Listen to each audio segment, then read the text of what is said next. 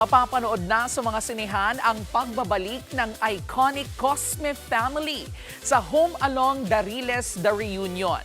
At kabilang nga po sa bagong miyembro niyan ang kapatid star na si Celine David. Nasa frontline ng balitang yan, si News 5 correspondent Von Belinario.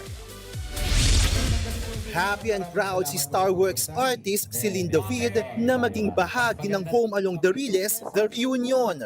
Naging emosyonal ang kapatid star nang mapanood for the first time ang pelikula sa premiere night nito. Sobrang naiyak ako sa dulo kasi grabe mararamdaman mo yung pagmamahala ng yung pamilya, yung realidad na pag-aaway din ng magkakapatid, yung pag-aalala ng isang nanay. Mafe-feel po talaga siya. So, totoong pambansang pamilya nga talaga itong Home Along Dariles. Gaya ni Celine, bumuhos din ang emosyon ng iba pang cast ng pelikula, katulad ng veteran star na si Nova Villa at Optimum star Claudine Barreto. Kaya maganda, may lesson. Kaya doon ako. Tsaka yung sa tagal namin na nawala. Correct. Tapos yung comeback. Iba yung nararamdaman namin. Ang pamilya hindi talaga nasa dulo lang.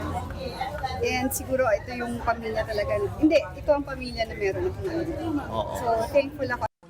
Mapapanood na ang Home Along Dariles The Reunion bukas sa mga sinihan nationwide.